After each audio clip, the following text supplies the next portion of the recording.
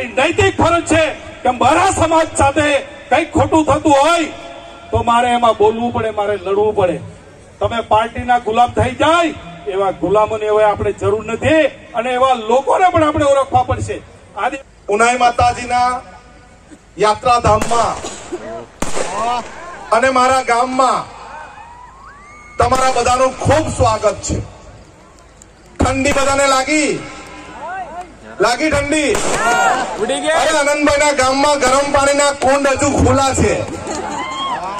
અરે ચિંતા નહીં કરો, નાતા નાતા જજો. રમેશભાઈ, ખૂબ કપરી પરિસ્થિતિ આવી જાય, પોતાના જ ગામમાં બોલવાનું હોય ને તે બી છેલ્લે બોલવાનું હોય.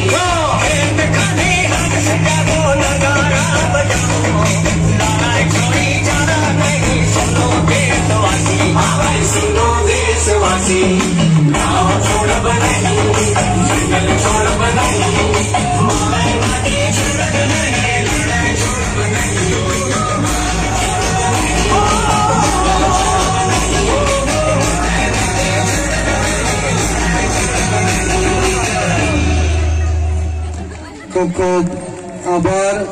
સૌ સાથે મિત્રો પોતપોતાનું સ્થાન ગ્રહણ કરશે. ઘણાને એવો પ્રશ્ન હશે કે આ ગૌરવ ગીત વાગ્યું અને માત્ર ને માત્ર મંચ ઉપર ઉભા એ લોકો એકબીજાના હાથ હલાવતા હતા, એકબીજા બાજુ જોતા હતા.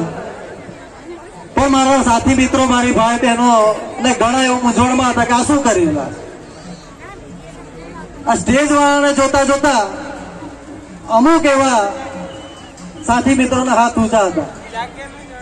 પણ જયારે આદિવાસી સમાજના પ્રશ્નો હોય, આદિવાસી સમાજની સંસ્કૃતિનું જતન કરવાનું હોય, મા ધરતીની પૂજા અર્ચના કરવાની હોય, આ જળ જંગલ જમીન બચાવવાનો પ્રશ્ન હોય, ત્યારે આ તમામે તમામ પ્રશ્નોને આવરી લઈને, આદિવાસી સમાજના હક અને અધિકારને આવરી લઈને બધા જ વિકલ્પો સાથે એકત્ર કરી અને માત્ર ને માત્ર એક રાષ્ટ્ર આપણો ગૌરવ ગીત તૈયાર કર્યું. અને એ ગીતને રાષ્ટ્રીય લેવલે નહીં પણ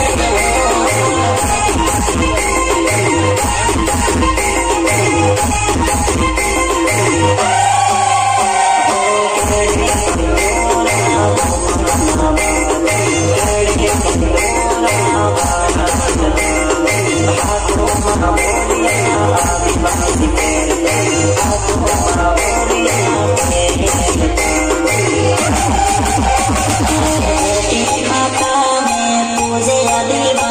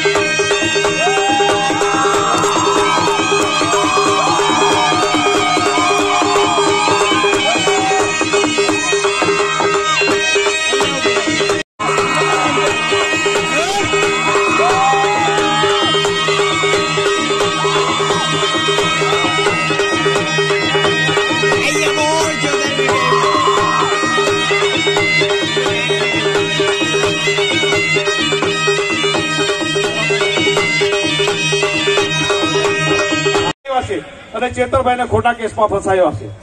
પણ ભાઈ આનંદભાઈ જે રીતે વાત કરી એ પ્રમાણે હું પણ કહું છું કે જ્યારે પણ આપણને આહવાન કરશે આગેવાનો તો આ વખતે આ પાર્ટીનો છે, આ પેલી પાર્ટીનો છે છોડીને આપણે બધા એક થઈને આપણા આવા નેતાઓને જ્યારે જેલમાં લઈ જવાની વાત કરે તો એની સામે લડવાની આપણે તાકાત ઉભી કરવી પડશે. આપણા સમાજમાં કેટલાક ગદ્દારો છે, આજે બોગસ દાખલા આપણા લઈ ગયા છે. એ કોના લીધે કે આદિવાસી વિસ્તારમાં આદિવાસીના પ્રમાણપત્ર ઉપર પંચાયત થી લઈને પાર્લામેન્ટ સુધી આદિવાસીના દાખલા ઉપર જે ચૂંટણી લડ્યા છે અને એક સામાન્ય ક્લાર્ક થી લઈને આઈએસ આઈપીએસ સુધી અધિકારીઓ આદિવાસીના દાખલા પર બન્યા છે. આવા લોકો ચૂપ રહી છે તો એ લોકોને આપણે સમજવાના કે પેલા બોગસ દાખલા લઈ ગયા એ બોગસ છે, પણ તમે જે ચૂપ રહ્યો છો ને તમે સમાજના ગદ્દારો છો. તમારે આદિવાસીના દાખલા પર તમને નોકરીઓ મળી છે. આદિવાસીના દાખલાના લીધે તમે વિધાનસભામાં, લોકસભામાં કે જિલ્લા પંચાયતમાં ગયા છે તો તમારી નૈતિક ફરજ છે કે મારા સમાજ સાથે કંઈક ખોટું થતું હોય તો મારે એમાં બોલવું પડે, મારે લડવું પડે. તમે પાર્ટીના ગુલામ થઈ જાય એવા ગુલામોની હવે આપણે જરૂર નથી અને એવા લોકોને પણ આપણે ઓળખવા પડશે. આદિવાસી સમાજની એક નબળાઈ છે કે જ્યારે એમના પર તકલીફ આવે છે ત્યારે એ લડવા માટે બહાર નીકળે છે, પણ કોઈ લડતું હોય તો એ પક્ષ પાર્ટી છોડી દઈને સહકાર આપો. જો તમે એમ નહીં કરશો તો આપણા વિસ્તારમાં ભારતમાલા પ્રોજેક્ટ જ નથી. ભાઈ તુષારભાઈ વાત કરી ગયા, અનેક પ્રોજેક્ટો આવે છે ને આખા ગામ ઉઠી જાય છે, તો એને બચાવવાની જવાબદારી પણ આપણી છે. હું આશા રાખું છું કે જ્યારે સમાજના આગેવાનો ભાઈ આનંદભાઈ જેવા ધારાસભ્યો સમાજને જળ જંગલ જમીન બચાવવા માટેની લડત છે એ જ્યારે પણ આહવાન કરે ત્યારે હજારોની નહીં લાખોની સંખ્યામાં આપણા લોકો બહાર નીકળશે. કોઈ સરકારની તાકાત નથી કે આપણી એક જમીન લઈ શકે. પણ એના માટે તમારે સૌથી પહેલા મેં તમને 1 મહિનાનો સમય આપ્યો છે. 1 મહિનાની અંદર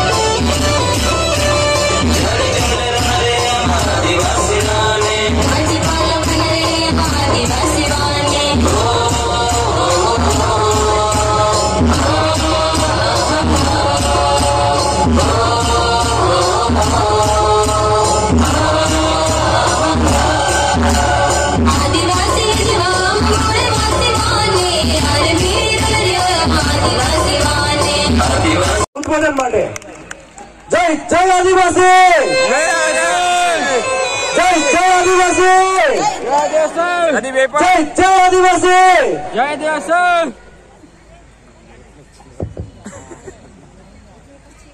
જય આદિવાસી, જય આદિવાસી, જય આદિવાસી, જય આદિવાસી, જય આદિવાસી. જય આદિવાસી. લડેંગે, જીतेंगे, લડેંगे जीतेंगे और लड़ेंगे, और जीतेंगे, और लड़ेंगे, और जीतेंगे. फिर से लड़ेंगे, फिर से लड़ेंगे, फिर से लड़ेंगे. ઉનાઈ માતાજીના યાત્રાધામમાં અને મારા ગામમાં તમારા બધાનું ખૂબ સ્વાગત છે. ઠંડી બધાને લાગી ઠંડી? ઉડી ગયા. અરે આનંદભાઈના ગામમાં ગરમ પાણીના કુંડ હજુ ખુલ્લા છે. અરે ચિંતા નહીં કરો, નાતા નાતા જજો. રમેશભાઈ, ખૂબ કપરી પરિસ્થિતિ આવી જાય, પોતાના જ ગામમાં બોલવાનું હોય ને તેથી છેલ્લે બોલવાનું હોય. ગામના લોકો બી આતુરતાથી રાહ જોતા હોય આ હું બોલવાનો, ને આપણા લોકોને પાછી ઠંડી લાગી જાય. ચિંતા નહીં કરતા. જે ગામે મને ખૂબ સારા હુલામણા નામથી બોલાવેલો, એ જ ગામે મને સરપંચ પણ બનાવેલો. મારા રાજકીય કારકિર્દીની શરૂઆત જો કોઈ ગામે કરી હોય તે આ ઉનાઈ જ ગામ છે. અને જયારે અમને બહુ સારા નામથી નવાજવામાં આવેલા એ જ લોકો અત્યારે મને જય આદિવાસી આનંદભાઈ એમ કરીને બોલાવે પણ છે. એટલે આ ગામનો જેટલો આભાર માનવો જોઈએ એટલો આભાર હું માનું છું. અને આ ગામ માટે કઈ કરી છૂટવાનું હશે તો બધું જ કરી છૂટીશ આ ગામમાં. અહીંયા લખેલું છે આપણી સંસ્કૃતિ, આપણો સમાજ અને આપણો દેશ. ઘણીવાર આપણે સંસ્કૃતિનું અને સમાજનું જતન કરતા